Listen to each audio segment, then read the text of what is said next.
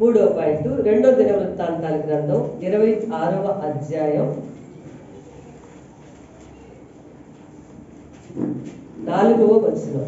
2 దినవృత్తాంతాలు 2022లో ఎవరు వర్ధిల్లుదురు? ఒకరు ప్రార్థన, వాక్యము, సహవాసం అనే ఆత్మీయ జీవితంలో వర్ధిల్లితే వర్ధిల్లుతారు. రెండో విషయాన్ని కూడా నేను బైబిల్లో నుంచి, ప్రభు విషయాలు మనస్ఫూర్తిగా సంతోషంగా చేసేవాళ్ళు వర్ధిల్లుదురు. మూడో విషయము, దేవునిని ఆశ్రయించిన వారు వర్ధిల్లుదురు. ఎవరు వర్ధిల్లుతారు? దేవుని మీద ఎవరైతే ఆధారపడతారో. దినవృత్తాంతాలు 2వ గ్రంథం 26వ అధ్యాయం 4వ వచనాన్ని ఈరోజు నేను చదివి వినిపిస్తాను. చూడండి. అతడు తన తండ్రి అయిన అమధ్య చర్య అంతటి ప్రకారము యెహోవా దృష్టికి యథార్థముగా ప్రవర్తించను. దేవుని ప్రత్యక్షత విషయమందు తెలివి కలిగిన జకర్యా దినములలో అతడు దేవుని ఆశ్రయించెను.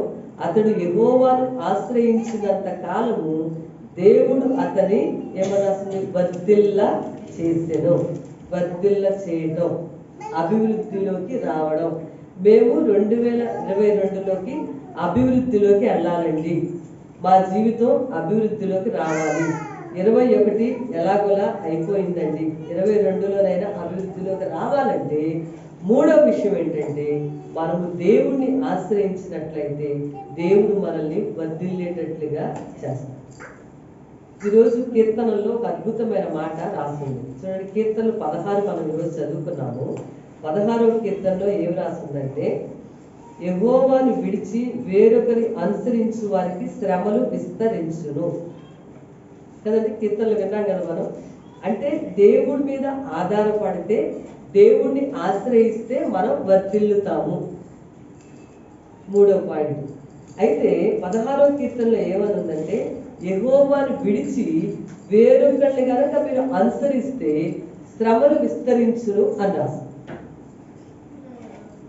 ఇప్పుడు మనం వాక్యంలో దేవుని మీద ఆధారపడకుండా, దేవుణ్ణి ఆశ్రయించకుండా ఎవరో ఒకళ్ళని అనుసరించి నడిస్తే, వేరే వ్యక్తులు చెప్పిన ప్రకారం జీవిస్తే, వేరే వ్యక్తులు ఇచ్చిన సలహాల ప్రకారం నడుచుకుంటే, బైబిల్ని కాదని, దేవుని మాటలు కాదని చేస్తే వాళ్ళకి శ్రమలు విస్తరించటం ఖాయం. కాదండి, మా అమ్మకు బాగా తెలుసండి, మా ఆయన గారికి ఇంకా చాలా జ్ఞానం ఎక్కువ అండి, ఆయన ఏం చెప్పినా కరెక్ట్గా చెప్తారు, లేకపోతే మా అమ్మమ్మ సలహా ఇచ్చిందంటే ఇంకా తిరిగే ఉండదండి, ఇట్లా రకరకాలుగా.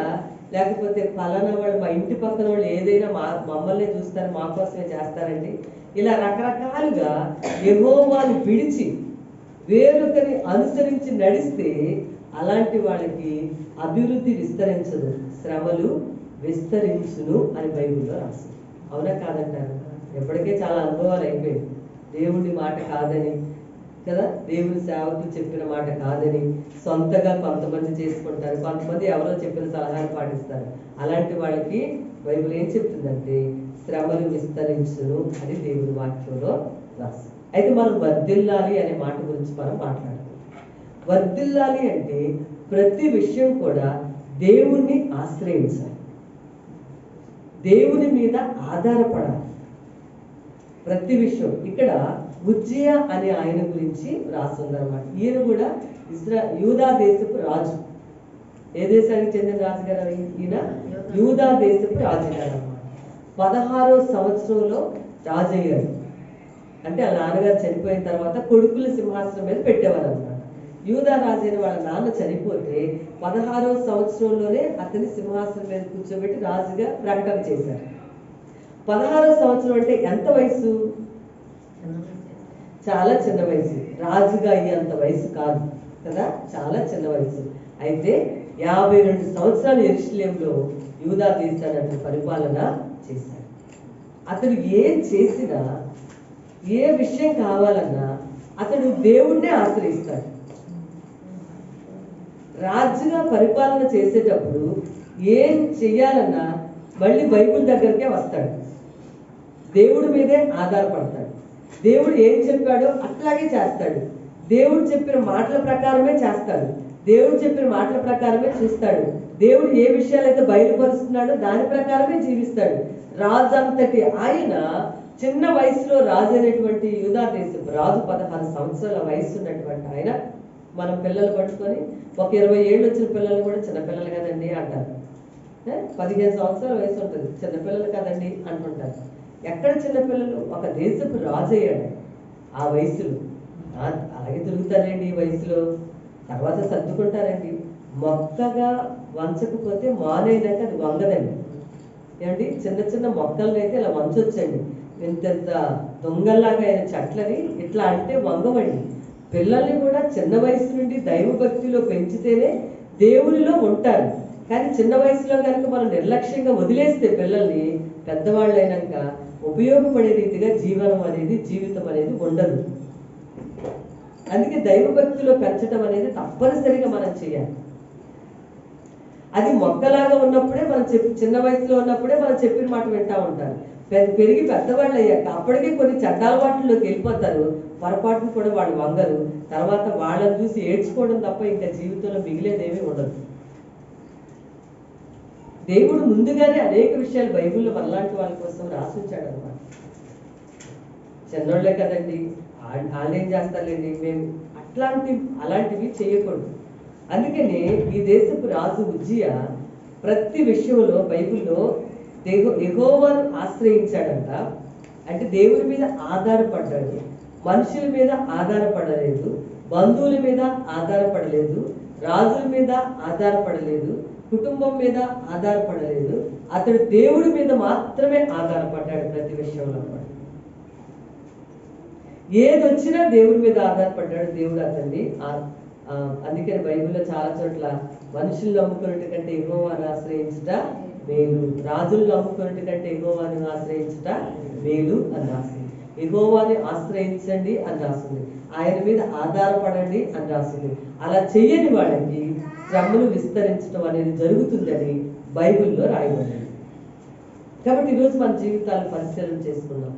మనము పూర్తిగా దేవుడిని ఆశ్రయిస్తున్నామా, దేవుడి మీద ఆధారపడుతున్నామా, అంటే దేవుడు చెప్పినట్లు చేస్తున్నామా, లేకపోతే మన సొంతంగా మన మైండ్ ఎటు తిరిగితే దాన్ని అట్లా తిప్పుతున్నామా? దాని వల్లనే శ్రమలు అనేవి విస్తరిస్తూ ఉన్నాయి మన జీవితాలు. చాలా జాగ్రత్తగా మనం జీవిస్తూ ఉండాలి. వర్ధిల్లాలండి 2022లో అంటే ప్రతి విషయానికి దేవుడి దగ్గరికే రావాలి, దేవుడు చెప్పిన ప్రకారమే జీవించాలి అని మాటలు బట్టి మీకు తెలియజేస్తాను. అలా ఆశ్రయించడం వల్ల ఎట్లా ఏ విషయాలు వర్ధిల్లాడో బైబిల్లో నేను చదివింది 2-3 మాటలు మీకు చెప్తాను. తర్వాత మీరు ఇంటికి వెళ్ళాక 26వ అధ్యాయం అంతా చదువుకోండి. ఇతనికి చాలా పేరు ప్రఖ్యాతులు వచ్చాయంట అతను చేసిన పనులు. ఎందుకంటే అతను ఏ పని చేసినా దేవుడు వర్ధిల్ల చేస్తున్నాడు. అంటే తన కాలు ఎక్కడ పెట్టినా ఆ కాలు నెయ్యిలో పడ్డట్టు అయింది అనమాట. ఎక్కడ పడింది అతని కాలు? నేతిలో పడ్డట్టు అయింది. అంటే ఎక్కడికి వెళ్ళినా అతని కాలు ఎక్కడ పెట్టినా ఆశీర్వాదమే. దేవుడు నాకు కూడా ఒక వాగ్దానం ఇచ్చాడు పరిచర్యలో వచ్చినప్పుడు, నువ్వు అడుగుపెట్టు ప్రతి స్థలాన్ని నేను దీవించేదను అని.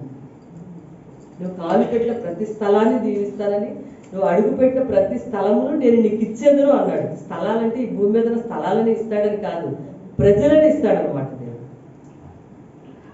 అది ఆ మాటకున్నటువంటి అతను కాలు పెట్టిన ప్రతి స్థలము కూడా దీవించబడుతుందని దేవుడు వాగ్దానం చేశాడు సేవలోకి వచ్చిన తర్వాత. కాబట్టి ఈరోజు ఇలాగే ఈ ఉజ్జియా జీవితంలో ఎక్కడ ఏది చేసినా సక్సెస్, ఏ పాయింట్లోకి వెళ్ళినా సక్సెస్, ఎక్కడ పోయినా సక్సెస్. సరే అతనికి బాగా వ్యవసాయం చేయటం అంటే ఇష్టం. వ్యవసాయ పనులు మొదలు పెట్టించాడు దేశంలో. వ్యవసాయంలో అద్భుతమైనటువంటి ఆశీర్వాదం వచ్చింది. భయంకరంగా వ్యవసాయ పనులు చేయించుతూ ఉంటే వ్యవసాయం అభివృద్ధిలోకి విపరీతమైన అభివృద్ధి వచ్చిందట ఆయన హయాంలో. అగ్రికల్చర్ కల్టివేషన్ అంటే ఏది తలపెట్టి, ఎందుకంటే అతను ప్రతిదానికి దేవుడి వైపు చూస్తాడు కదా. ఇక్కడ రాశారనమాట, అతనికి వ్యవసాయం అంటే చాలా ఇష్టం అంట. అందుకే కొన్ని తోటలు నాటించాడు, ద్రాక్ష తోటలు అవి ఇవి అన్ని వ్యవసాయం చేస్తూ ఉంటే అన్ని చోట్ల ఏది మొదలుపెట్టినా అభివృద్ధి. మిగిలిన ఎలాగెళ్ళిపోతున్నారో తెలీదు, ఇతనికి మాత్రం నష్టమే రావట్లేదు అసలు. ఇంకా ఇతనికి ఏం చేశాడంటే ఆర్మీ ఫోర్సెస్ చాలా బాగా చేశాడు. అంటే వాళ్ళ దేశం మీదకి ఎవరైనా శత్రువులు యుద్ధానికి వస్తారేమోనని, యుద్ధం వచ్చినప్పుడు వీళ్ళు ఎదురు నిలబడడానికి ఆర్మీను బాగా ఎక్కువ మందిని పెట్టాడు.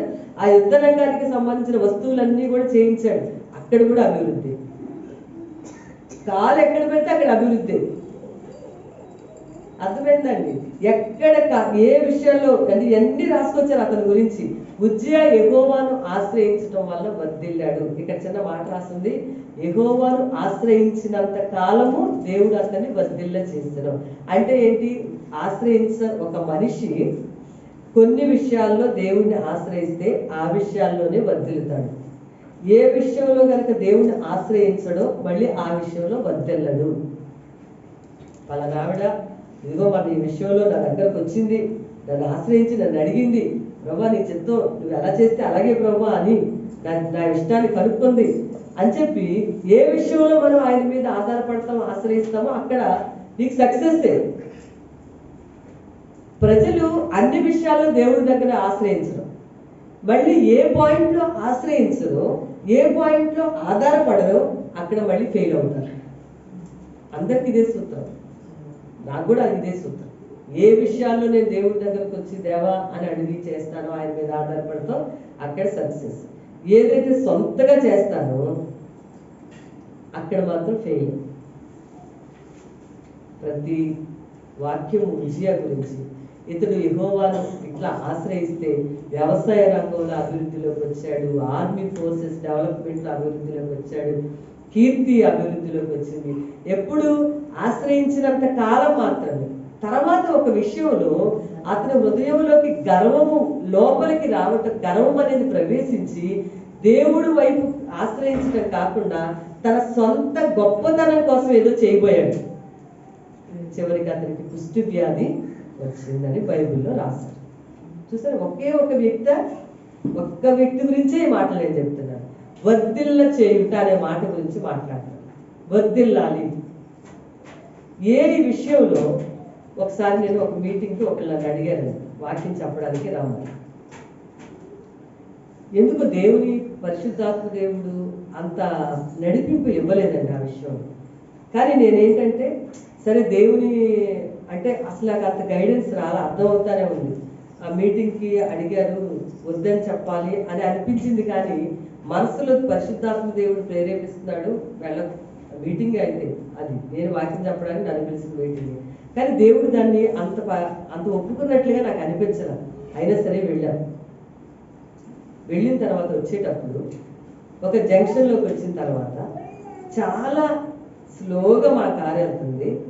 చాలా జంక్షన్లో చాలా స్లోగా వెళ్తున్నారు అందరూ కూడా స్లోగా వెళ్తున్నారు. కానీ వెనక నుంచి మా కారులో ఒక ఆయన చాలా బలంగా గుద్దాడు. దేవుణ్ణి ఆశ్రయించినంత కాలమే వర్ధిల్లుతాం. ఆయన చెప్పినట్టుగా ఆయన మీద ఆధారపడకుండా మన సొంత ఇష్టంగా చేసిన ఏ విషయంలోనైనా సరే మనం వర్ధిల్లము. అతను చేసినది ఉజ్జియా వర్ధిల్ల అయ్యాడు. ఎప్పుడు? ఆయన వైపు చూసినప్పుడు, ఆయన చెప్పినట్లుగా ఆయన చేసినప్పుడు వర్ధిల్లాడు. తర్వాత గర్వం లోపలికి వచ్చింది. తన పని కాకుండా తన గొప్పతనం కోసం ఏదో చేయడం మొదలుపెట్టాడు. చాలా మందికి నేను గొప్ప అని చెప్పుకోవడానికి ఇష్టపడతారు. అలా చేశారంటే ఉన్నది కూడా పోతుంది అనమాట. అర్థమవుతుందా? మేము చాలా గొప్ప, లేకపోతే మా కులం చాలా గొప్ప, ఇది కానీ మొదలు పెట్టారంటే ఉన్నది కూడా పోతుంది. ఎప్పుడైతే ఇతడు ఇలాగా ఈ రాజుగా ఉండి ఇలాంటి పనులు చేశాడో అక్కడ భయంకరంగా కుష్టి వ్యాధి వచ్చి అదే వ్యాధితో చివరికి అతడు మరణించాడని బైబిల్ రాసి. బైబిల్ ఎంత రాగా రాసంటే మరణించేదాకా కుష్టి వ్యాధితోనే బాధపడ్డాడట. కారణం ఏంటి? ఆయన మీద ఆధారపడనందుకు, ఆయనను ఆశ్రయించనందుకు, ఆయన చెప్పినట్లుగా చేయనందుకు ఈ విషయంలో అతను ఫెయిల్ అవ్వాల్సి వచ్చింది. పోతే పోనీలే 90 విషయాలన్నీ ఉజ్జియా నేను చెప్తే చేశాడు, ఒక 10 విషయాలు చేయలేదు, ఆ పోన్లే చేయనందుకు ఆ 10 విషయాలు కూడా ఊరుకుందాంలే అనడు దేవుడు ఎవరిని. జకర్యా ఇది ఎట్లా జరుగుతుంది అని ఒక అవిధేయత చూపించినందుకు మళ్ళీ కొడుకు పుట్టేదాకా నోరు ఎత్తని పరిస్థితి అతనికి వచ్చింది. దేవుడు మరి నా సేవ చేసావు ఏంటి, అందరి కోసం ప్రార్థన చేస్తావు, నువ్వు నా కోసం నీకు ఏ ఆశీర్వాదం నేను పిల్లలు ఇవ్వకపోయినా నువ్వు నా సేవ చేస్తానే ఉన్నావు, కాబట్టి నువ్వు అంటే అన్నావులే, ఇది అలా జరిగిద్దని అంటే అన్నావులే, పోతే నేను క్షమించేస్తున్నాను అనలేదు బైబిల్. ఏమన్నాడు దేవదూత? నువ్వు నమ్మలేదు కాబట్టి నీకు మళ్ళా కుమారుడు పుట్టేదాకా నీ నోరు నువ్వు తెరవు అంటే దేవుడు ఒప్పుకోడు అనమాట. అలాంటి పరిస్థితి మళ్ళీ కొడుకు పుట్టిన తర్వాత నోరు తెరిచాడు. అందుకే వృద్ధిలోకి రావాలండి మనం. అది దేవుని చిత్తం కూడా. మనందరం కూడా అభివృద్ధిలోకి రావాలి తప్పనిసరిగా. అనిపించదా 2022లో అభివృద్ధిలోకి రావాలి అని? కాబట్టి నువ్వు ఏ ఏ విషయాలలో దేవుడు చెప్పినట్లుగా ఉంటావో ఆ విషయాల్లో వర్తిల్లుతావు. ఏ విషయాల్లో కనుక దేవుడు చెప్పింది కాకుండా ఈ బుర్ర మామూలుది కాదు, ఇది మంచిది కాదు, ఇది చెప్పినట్టుగా నువ్వు చేసావు, లేదా మనుషులు చెప్పినట్టుగా చేసావంటే అక్కడ నీవు అపజయం పొందటం ఖాయం. అది ఉజ్జియా ఘోరంగా ఫెయిల్ అయ్యాడు ఆయన. అంత వర్ధిల్లిన ఆయన. అందుకే కార్యారంభం కంటే కార్యాంతము ముగింపు బాగుండాలి. మనం రక్షించబడ్డాం, మారు మనసు పొందిన దేవుళ్ళలోకి వచ్చాం. మన యొక్క ప్రయాణం, విశ్వాస ప్రయాణం రోజు రోజుకి పెరుగుతూ ఉండాలన్నమాట. అభివృద్ధిలోకి రావాలి రోజు రోజుకి. అయ్యో దేవుడు నమ్ముకున్నారు ఎలా అయిపోయారండి అన్నట్టు ఉండకూడదు. అదేంటండి మీరు దేవుడు నమ్ముకున్నారు కదా ఎలాగే, అలాంటి సాక్ష్యంలో ఉండకూడదు. నిజంగా మనం యథార్థంగా జీవించి ఆయన ప్రేమిస్తూ ఉంటే వాక్యం ప్రకారం దేవుడు దాని మేలుగా కూడా మార్చగలరు. అలాంటి వస్తే మన ప్రభు మీద మనసు పెట్టుకున్నప్పుడు, నిజాయితీగా యథార్థంగా మనం ఉన్నప్పుడు దేవుడు దాని మేలు కిందగా కూడా మారుస్తాడు. కాబట్టి ఈరోజు నేను మీకు ప్రేమతో చెప్తున్నాను, వర్ధిల్లాలి బైబిల్ ప్రకారం. మన జీవితాల్లో ఇహలోక సంబంధమైన విషయాలలో ఎదగాలి, దైవభక్తిలో ఎదగాలి అని అంటే ఆయన మీద ఆధారపడితే, ఆయన ఆశ్రయిస్తే, ఎంతకాలమో ఆయన మాట ప్రకారం చేస్తూ ఉంటే తప్పనిసరిగా వర్ధిల్లుతాము. ఏ విషయాల్లో అది కాదని వ్యతిరేకంగా చేస్తారో అక్కడ వర్ధిల్లరు. ఉజ్జియా లాంటి రాజునే దేవుడు విడిచిపెట్టకుండా ఆ చివరిలో అతను చూపించిన ఆ గొప్ప అవిధేయత వలన కుష్ఠవ్యాధి వచ్చి, కుష్ఠరోగం వచ్చి ఆ కుష్ఠవ్యాధితో చివరికి అతను మరణించాడు.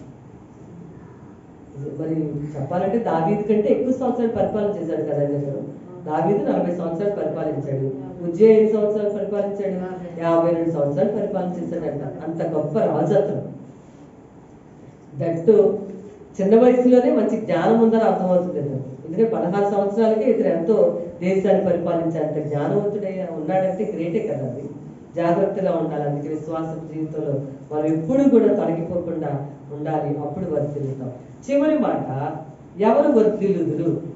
92వ కీర్తన 13వ వచనము. ఎవరు వర్ధిల్లుదురు? చూడండి బైబిల్లో 92వ కీర్తన చదవండి గట్టిగా 13వ వచనాన్ని.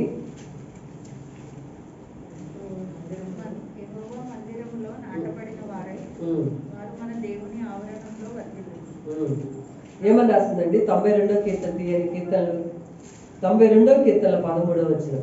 ఎవరు వర్ధిల్లుదురు?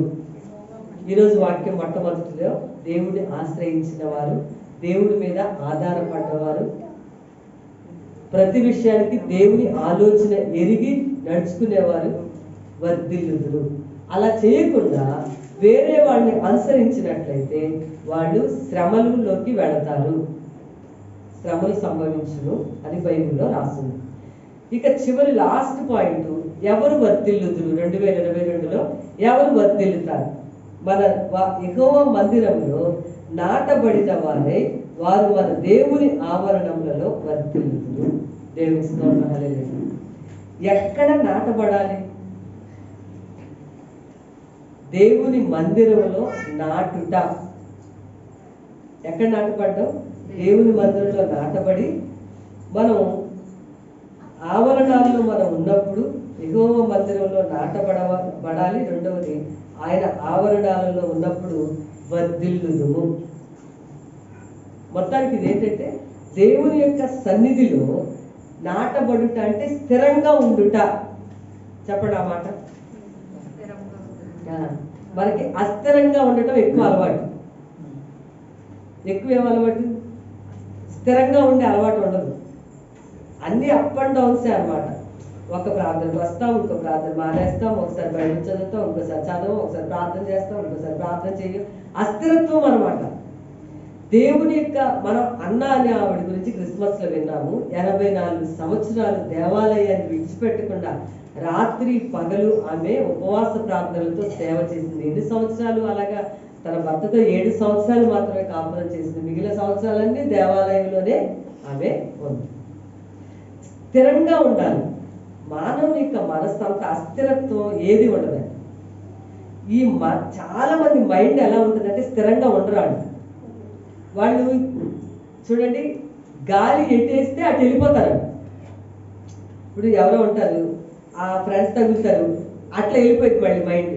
ఆ తర్వాత ఇంకొకలాగా వెళ్ళిపోతుంది. ఒక స్థిరమైన హృదయము ఉండదు. దేవుడు అంటున్నాడు, మనము దేవుని యొక్క మందిరంలో స్థిరంగా ఉండాలి, అస్థిరులుగా ఉండకూడదు. నేను బైబిల్ చదువుతున్నప్పుడు దేవుడు నాకు రూబేను అని ఆయన గుర్తు చేశాడు. యాకోబు పెద్ద కొడుకు పేరు రూబేను. ఏం పేరు ఆయన పేరు? రూబేన్ని వాళ్ళ నాన్న అన్నాడు. ఎందుకంటే పిల్లల హృదయాలు తండ్రులకే తెలుస్తాయి, తల్లిదండ్రులు కదా. పిల్లలు ఎలాంటి వాళ్ళు ఎవరో తెలుస్తుంది? తల్లిదండ్రులు తెలుస్తుంది. కొంతమంది తల్లిదండ్రులు ఏం చేస్తారు, వాళ్ళు తప్పులు చేసినా సరే నవ్వుకుని సరదాగా తీసుకుంటారు.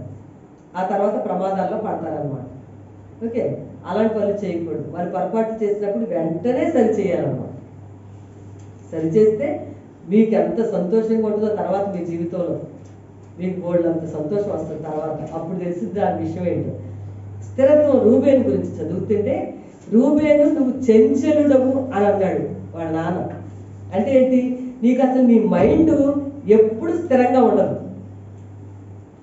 కొంతమంది దేవుని విషయంలో స్థిరమైన ఆలోచన ఉండదు, స్థిరమైన మనస్సు ఉండదు. చంచలత్వం, నీళ్ళలాగా చంచలత్వం అనమాట. స్థిరంగా ఉండదు. మనము అస్థిరంగా ఉంటే స్థిరపరచబడం. మన హృదయము, వాళ్ళ నాన్న ఆ మాట అన్నాడు. అందుకనే రూబేను గోత్రంలో పేరు ప్రఖ్యాతులు చెందిన వ్యక్తి ఒక్కడూ లేడు. బైబిల్ చదువుతుంటే రూబేను గోత్రాలు, ఇప్పుడు యోధా గోత్రం గురించి కానీ ఇంకో గోత్రాల గురించి అయితే ఎవరో ఒకరు కనిపిస్తారండి. లేవి గోత్రంలో అహరోనాలు కనిపిస్తూ ఉంటారు. తర్వాత యోధా గోత్రం అయితే ఇక చెప్పక్కర్లేదు. వీళ్ళ గోత్రాల్లో రకరకాల వ్యక్తులు ఉన్నారు.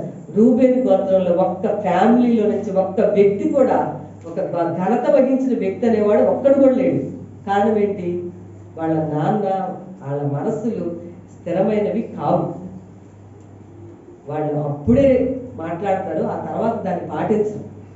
వాళ్ళు అప్పుడే నిర్ణయం తీసుకుంటారు, దాన్ని విడిచిపెట్టేస్తూ ఉంటారు. అప్పుడే ఆలోచిస్తారు, తర్వాత దాన్ని వదిలేస్తూ ఉంటారు. అప్పుడే దేవుడి దగ్గర నిబంధన చేసుకుంటారు, దాన్ని మర్చిపోతారు. ఇవి ఈ మైండ్ అస్థిరమైనటువంటి మనస్సు అనమాట. అలా ఉన్నవాళ్ళు వృద్ధిలోకి రారు. కానీ దేవుని మందిరంలో నాటబడాలి, స్థిరంగా ఒక మొక్క నాటబడినట్లుగా నాటబడాలన్నమాట. అలాంటి వాళ్ళు దేవాలయంలో దేవుని యొక్క సన్నిధిలో వర్ధిల్లుదురు అని వాక్యం రాస్తుంది. దావీదు గురించి చక్కటి మాట ఉందండి బైబిల్లో. దావీదు అంతకంతకు వర్ధిల్లెను అని రాసిందా లేదా? సౌలు కుటుంబం వర్ధిల్లలేదని రాసి, దావీదు కుటుంబం అంతకంతకు వర్ధిల్లెను అని రాసింది. ఎందుకు దావీదు కుటుంబం అంతకంతకు వర్ధిల్లెను? దావీదుకి దేవుని మందిరం అన్నా, దేవుని పని అన్నా, దేవుని విషయం అన్నా చాలా శ్రద్ధ అనమాట, చాలా ప్రేమ అనమాట, చాలా ఆసక్తి. అందుకే దేవుని ఒక వరం అడిగాడు. దేవా, నా రాజు లాంటి వ్యక్తి, అంత బాధ్యతలు కలిగిన ఆయన, రాజు గారికి ఎన్ని బాధ్యతలు ఉంటాయి, అంత వ్యక్తి అన్నాడు, ఒక్క కోరిక ఉంది ప్రభువా, నాకు ఒక కోరిక ఉండిపోయింది, నా జీవితం అంతా నీ పాదాల దగ్గర నీ మందిరంలో నివసించేటట్లుగా నన్ను చూడు అని అన్నాడు. గట్టిగా చప్పటి కొట్టు ప్రభు. ఎంత వర్ధిల్లాడండి దావీదు. వాళ్ళ ఫ్యామిలీ వర్ధిల్లింది, వాళ్ళ తరాలు వర్ధిల్లాయి. ఈసారి రెండవ రాకడలో యేసు ప్రభు వచ్చేటప్పుడు ఆయన ఏమని పిలుస్తున్నారంటే, యూదా గోత్రపు కొదమ సింహం అంటున్నారు. ఆ గోత్రం ఎవరి గోత్రం? దావీదు యొక్క గోత్రం. దేవుని స్తోత్రం, హల్లెలూయా. దేవుని కార్యాన్ని ప్రేమించేవాడు, దేవుని మందిరాన్ని ప్రేమించేవాడు, దేవుని విషయాలను ప్రేమించేవాడు. నాకు అది చాలని చెప్పాడు ఆయన. ఆ కోరిక ఒకటి తీర్చమన్నాడు దేవుడు. ఈరోజు సంవత్సరంలో ఏం కోరికలు ఉన్నాయి కదా? మీరు ప్రార్థన చేయండి, మీరు ప్రార్థన చేయండి అని అంటారు. ఏం కోరికలు? దేవా, ఈ కోరిక ఉండాలి అందరికీ. ప్రభా, ఈ సంవత్సరం అంతా ఏదో ఒకటి చేయి ప్రభా, నా జీవితంలో నీ సన్నిధిలో మాత్రం ఎప్పుడు ఉండేటట్టుగా చూడు తండ్రి అనుకోవాలి. ఎప్పుడు జీవించాలి ప్రభా నీ మందిరంలో, నీ సన్నిధిలో నేను ఎప్పుడు ఉండాలి ప్రభా. దయచేసి నాకు అలా అలా ప్రార్థన చేసుకుంటే దేవుడు సహాయం చేస్తాడండి. లేకపోతే నేను మొదలు చెప్పాను, చేపలు పట్టడానికి ఎర పెడతారనమాట. ఎరలు తెలుసా? ఆ ఎరను పెడితే తినడానికి వచ్చినప్పుడు దాన్ని గుచ్చేసి చేపలు పట్టేస్తారు. అది సాతాను అప్పుడు ఎరగా వచ్చి మనల్ని పట్టి పీడిస్తూ ఉంటాడు. అప్పుడు ఇంకా ఏం అభివృద్ధిలోకి వస్తాం మనం కదా, అభివృద్ధి అవుతుంది అట్లా. అయితే దేవుని మందిరపు ఆవరణాలలో నువ్వు స్థిరంగా ఉండాలి. దావీదు అంతకంతకు రోజు రోజుకి అభివృద్ధి చెందుతానే ఉన్నాడు. అతను వాళ్ళ ఫ్యామిలీస్ చెందుతానే ఉంటే ఇంత చూస్తే 2వ రంగంలో వచ్చే యేసు ప్రభుని యూదా గోత్రం కొదమ సింహం అని అంటున్నారు. అంటే మళ్ళీ ఈయన గోత్రం నుంచే అన్నమాట పేరు. మళ్ళీ ఆడ గోత్రం దావీదు గోత్రాన్నే పెట్టారు మళ్ళీ తీసుకొచ్చి. అంటే ఎంత ఘనతండి దావీదుకి. అంతకంతకు అభివృద్ధిలోకి రావాలండి మనం కూడా ఈ సంవత్సరంలో. అంతేగాని ఏముందిలే, ఈ ప్రార్థన మానేస్తే ఏముందిలే, ఈ పని ఉంది కదా ఆ పని చేసుకుందాం, అక్కడికి వెళ్ళకపోతే ఏముందిలే. దేవుడు కూడా ఇలాగ అనుకుంటాడు, వీళ్ళు అభివృద్ధిలోకి రాకపోతే ఏమైందిలే, ఇలాగే ఉంచుతాం 2022 కూడా ఉండని వాళ్ళు అలాగే. అందుకే మనం అనుకోవాలి, ప్రభా నాకు ఆటంకాలు లేకుండా సహాయం చేయి. ఇలా ప్రార్థన చేసుకోవాలమ్మా, ఆటంకాలు లేకుండా సహాయం చేయి ప్రభా. ఎటువంటి నేనైతే మనస్ఫూర్తిగా ప్రార్థన చేస్తున్నానండి, దేవా నాకు సహాయం చేయి, నేను మళ్ళీ వచ్చే వరకు ప్రభా అమ్మాయిని కాపాడు, నువ్వు భద్రపరచుదేవా. నేను ప్రతి ప్రార్థనకి నువ్వు నాకు జవాబు ఇచ్చావు, ఈసారి కూడా నువ్వు నాకు జవాబు ఇవ్వాల్సిందే. నేను మళ్ళీ విశాఖపట్నంలో కాలు పెట్టాలి. మళ్ళీ ఏదైనా వార్త బ్రదర్ వెంటనే ఫోన్ చేసి అడిగారు, మీరు ఏ ఊళ్ళో ఉన్నారండి అని. ఎందుకంటే ఊళ్ళో లేదని ఆయన చెప్పాను వెళ్ళేటప్పుడు, ఇక్కడ ఉన్నానుగా ఊళ్ళో లేనండి అని. నేను వైజాగ్లోనే ఉన్నాను, ఇక్కడే వచ్చేసానండి అని. తప్పకుండా వింటాడండి మీ ప్రార్థనలు కూడా దేవుడు. మనం మంచి మనసుతో యథార్థ హృదయంతో ప్రార్థన చేస్తే ఎందుకు దేవుడు ఆలకించకుండా ఉంటాడు చెప్పండి? మీకులాంటి మనందరూ కూడా మనుషులేనా? ఎక్కడి నుంచి అయినా ఎవరైనా దిగొచ్చారు అనుకుంటున్నారా? ఏం ఉండదండి, ఏం ఉండదు. ఎవరు దిగొచ్చిన వాళ్ళు ఎవరో ఉంటారు ఇక్కడ, ఎవరు గొప్ప ఏమి ఉండదండి, దేవుడే గొప్ప అంతే మనకి. సో దేవుడి యొక్క సన్నిధిలో నాటబడాలి. దావీదు అంతకంతకు వద్దు. ఇంకొక మాట అన్నాడు, నేనైతే నా దేవుని మందిరంలో పచ్చని ఒలీవ చెట్టు వలె ఉన్నాను అన్నాడు. దేవుని స్తోత్రం హల్లెలూయా. అంటే దేవుని సన్నిధి అంటే, దేవునిలో స్థిరపరచబడ్డం అంటే ఎంతో ఇష్టపడి ఆయనకి, చాలా ప్రేమ ఎక్కువ. మరి పచ్చగా ఉండటం అంటే నీళ్లు పోసినప్పుడల్లా కూడా మొక్క ఎలా ఉంటుంది? పచ్చగా ఉంటుంది. ఒక 4 రోజులు కనుక ఆ మొక్కకి నీళ్లు పోయలేదు అనుకోండి, 4 రోజులు చాలు, ఏమవుతుంది? ఎండిపోయింది కదా. మనము వారంలో దేవుని యొక్క సహవాసంలో సన్నిధిలో మందిరంలో మనం కలుసుకోకపోతే, ఎప్పుడో 7 రోజులకు ఒకసారి దేవుని సన్నిధికి వస్తే ఎంతవరకు మనం వర్ధిల్లగలం చెప్పండి కదా. మనం మొక్కలతో పోల్చారు మనల్ని కూడా. ఆయన అన్నాడు, నా దేవుని మందిరంలో నేను పచ్చని ఒలివ చెట్లాగా ఉన్నాను అన్నాడు. ఆయన కోరిక. ఆయనకి ఎన్ని పనులు ఉంటాయండి? దేశాన్ని పరిపాలించాలి, పిల్లలు బోళ్ళు అంతమంది ఆయనకి, ఒకళ్ళు ఇద్దరు కాదు. దావీదుకి 2 పిల్లలా ఒకళ్ళు రండి, బోళ్ళు అంతమంది లిస్ట్ ఉందండి. ఆ లిస్ట్ అంతా బోళ్ళు అంతమంది పిల్లలు ఉన్నారు. మరి యూదా దేశం అంతటిని, దావీదు ఇశ్రాయేల్ దేశం అంతటిని పరిపాలన చేశాడండి. అంత దేశంలో ఉన్న వాళ్ళందరి క్షేమాన్ని రాజుగారు చూడాలక్కర్లేదా? ఆ పనులన్నీ ఉన్నాయి ఆయనకి, వాళ్ళ ఇంట్లో పనులు చూసుకోవాలి ఆయన. మరి ఇవన్నీ కాదని ఇవన్నింటి వెనకాల పెట్టి ముందంటాడు, ప్రభా నేను బ్రతికినంత కాలం ఏం చేస్తావో ఏం చేయవో నాకు తెలియదు, కానీ నేను మాత్రం నీ సన్నిధిలో ఉండేటట్టుగా చూడు, అదొక్కటే నాకు కోరిక. అది ఉండాలండి మాకు ఆ కోరిక.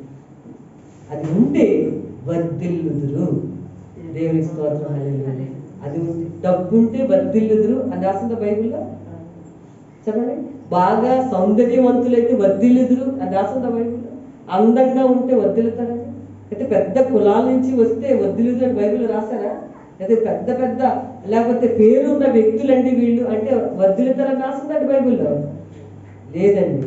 ఆయన మందిర ఆవరణాల్లో నాటబడిన వారు అంటే నువ్వు స్థిరంగా ఉంటే అస్థిరులు వర్ధిల్లరు. అస్థిరులు వర్ధిల్లరు. గట్టిగా ప్రార్థన చేయాలి 2022. ప్రభా నేను స్థిరంగా నీ సన్నిధిలో ఉండాలి ప్రభు. నువ్వేం చేస్తావో తెలియదు.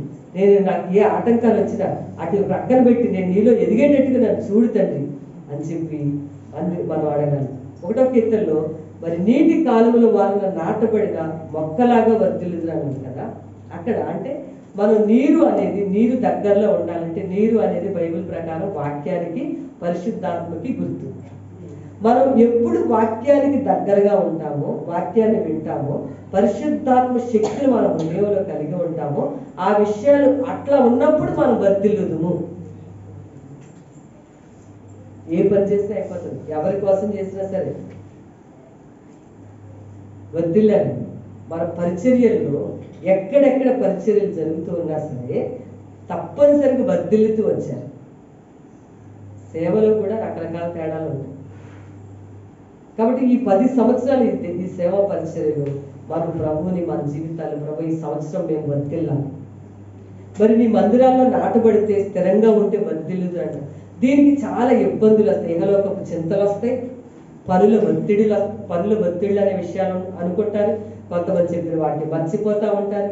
కొంతమంది దేవుడి కంటే ఇంటినే ఎక్కువ ప్రేమిస్తారు, దేవుడి కంటే పిల్లలంటేనే ఎక్కువ ప్రేమ. అందుకని దేవుడికి ఇవ్వాల్సిన సమయాన్ని వాళ్ళకి ఇస్తూ ఉంటారు. అప్పుడు వాళ్ళని దేవుడు ఎట్లాగా ఏ లైన్లో పెట్టి సరిగ్గా చూడాలో అక్కడనే సరిగ్గా సెట్ చేస్తాడు. అర్థమైందండి వాక్యం? నువ్వు ఆ ప్లేస్ని నువ్వు ఎవరికి కేటాయించడం కొరకు నువ్వు దేవుని విషయాన్ని నువ్వు వెనక్కి వెళ్తున్నావు, అక్కడి నుంచి దేవుడు నరుక్కుంటా వస్తాడు అన్నమాట. చాలా చాలా ఘోరమైనటువంటి విషయం. కాబట్టి మన జీవితాల్లో యెహోవా మందిరంలో పచ్చగా ఉండాలి, ప్రతిరోజు నీళ్ళు పోసిన మొక్కలాగా ఉండాలి అంటే ఎప్పుడు కూడా దేవుని యొక్క నివాసం స్థిరంగా మన మైండ్ స్థిరంగా పెట్టాలి. ఏం కాదు, మనం చింతించినా నీకేం జరగదు. దేవుడే ఏదైనా జరగాలంటే దేవుడు, మళ్ళీ చెప్తున్నా, దేవుడు పర్మిషన్ ఉంటేనే ఏదైనా జరుగుతుంది. ఆయన కంచె తీయాలి, ఆ కంచె సాతాను తీయలేడు. కంచె తీస్తేనే ఏదైనా కీడొచ్చింది. నీకు ప్రార్థన అనే కంచె నువ్వు వేసుకున్నంత కాలము తప్పనిసరిగా సాతానుడు వచ్చి ఎవరిని ఏమి చేయలేడు, గలిబిలి జరిగించడు. మన పరిచర్యలో మేము ఎన్నో గొప్ప విషయాలు చూస్తాం. కాబట్టి మనం ఆ విషయం గురించి దిగులు పడక్కర్లా. దాని గురించి ఎట్లా జరుగుతుంది, ఏం జరుగుతుంది. అబ్రహాముని ఇస్సాకుని తెచ్చి బలిమ్మంటే ఎట్లా ఎట్లా ఎట్లా అని ఆలోచించుకున్నట్టుగా ఒక్క మాట కూడా రాయలేదండి. దేవుడు చెప్పాడు అంతే, బలివ్వడానికి తీసుకెళ్ళిపోయాడు. తెల్లవారుగా లేచిపోయాడు ఆ పని చేసేద్దామని. ఎంత విశ్వాసం ఉందండి ఆ విషయం. బలి ఇమ్మన్నాడు. ఆయన ఏమన్నా ఇంకొక మాట అడిగింది, దేవుడు బలి తీసుకురమ్మంటే ఇస్సాకును బలిద్దామని పట్టుకెళ్ళాడండి. కారణం ఏంటంటే అంత గొప్ప నమ్మకం. నా దేవుడు పిల్లాడిని తీసుకురమ్మన్నా ఆయన ఆఖరి క్షణంలో ఆ కుమారుని నాకు ఇవ్వగలరు, ఎందుకంటే ఆయన వాగ్దానం చేసి నాకు ఇచ్చాడు. ఈ అబ్బాయి నాకు ఈ కీడు రానే రాదని చెప్పి విశ్వాసం అన్నమాట. ఇలాంటి ఏదైనా అంత జరగకపోయినా చిన్న చిన్న జరిగినా ఈలోపు గందరగోళం అయిపోద్ది. బాగా ఆయాసం అయిపోయి, గందరగోళం అయిపోయి, కింద మీద పడిపోయి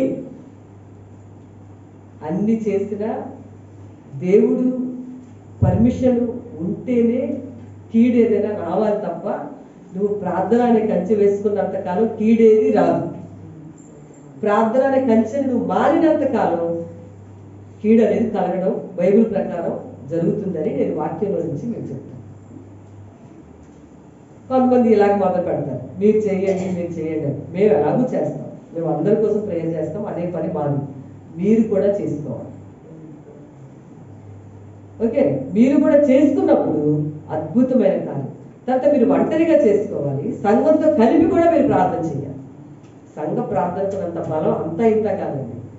జైలు గోడలు తీసి దేవదూత లోపలికి వెళ్ళి పేతురు చెయ్యి పట్టుకొని ఊరు వెలుపల దాటించాడు. సంఘం ప్రార్థన చేస్తే అలాగే ఉంటుంది.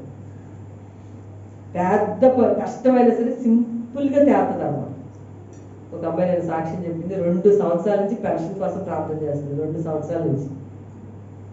ఈ ఫస్ట్ వచ్చిన పెన్షన్ చర్చికి ఇద్దామని మొక్కుకున్నాను అని చెప్తూ 2 సంవత్సరాల నుంచి చేసిన ప్రార్థనకి జనవరి నెలలో ఆ అమ్మాయికి పెన్షన్ వచ్చింది. ఆ కానుక తీసుకొచ్చి ఆ అమ్మాయి సాక్ష్యం చెప్పింది. మీరు వస్తే సాక్ష్యాలు కూడా వినడానికి బాగుంటుంది అన్నమాట. కాబట్టి దేవుడు నేను ప్రేమతో మీకు తెలియజేస్తున్నాను, వర్ధిల్లే వారు ఎవరు అని అంటే దేవుని మందిరంలో స్థిరంగా ఉన్నవారు. అస్థిరులు వర్ధిల్లరు, అస్థిరంగా ఉన్నవాళ్ళు వర్ధిల్లరు. అందుకే మీరు స్థిరంగా ఉండాలని ప్రార్థన చేసుకోండి 2022లో. అలాంటి వాడు వర్ధిల్లుతారు. దావీదు రోజు రోజుకి వర్ధిల్లాడు. ఒక ఇల్లు ఇవ్వడం ఎంతసేపండి దేవుడికి? ఆరోగ్యం కూడా ఎంతసేపు, లేదా పెద్ద కష్టం ఉంది, ఎంతసేపు అండి దేవుడికి? ఒక్క నిమిషం చాలు ఆ పని సాల్వ్ చేయడానికి. ఏం పెద్ద దుఃఖపడకండి ఆ విషయాలు, చెంతొద్దు. ఎంతసేపు చేస్తాడు? అంతే, ఆయన చేయాలనుకుంటే టకమని అవుతుంది. ఆయన చేయకూడదు అనుకుంటే నువ్వు ఎంతకైనా సరే ప్రయాసపడే ప్రయోజనం కూడా గాలికే పోయినట్టే అన్నాడు ప్రసాద్. కాబట్టి రోజు మీకు ప్రేమతో తెలియజేస్తాను, వర్ధిల్లాలని కోరుకోండి. కోరుకున్న మనము దేవుడి సహాయాన్ని అడగండి. ప్రభావ వర్ధిల్లాలి ప్రభావ, మేము 2021 అయిపోయింది, 22లో వర్ధిల్లేటట్లుగా చేయి ప్రభావ. కాబట్టి 4 విషయాలు చెప్తున్నాను. 2022లో ఎప్పుడైనా, ఈ సంవత్సరమే కాదు, ఎప్పుడైనా వర్ధిల్లే వాళ్ళు ఎవరు అని అంటే, మొదటిగా ఆత్మలో ఎదిగేవాడు వర్ధిల్లేవాడు. ఆత్మలో అంటే ప్రార్థనలో, వాక్యంలో, సహవాసంలో, ఆత్మఫలంలో, ఆత్మవరాలు, ఇవన్నిటిలో వర్ధిల్లుతూ ఉంటే, ఎదుగుతూ ఉంటే దేవుడు మనల్ని వర్ధిల్లేటట్టుగా చూస్తాడు. రెండో విషయం,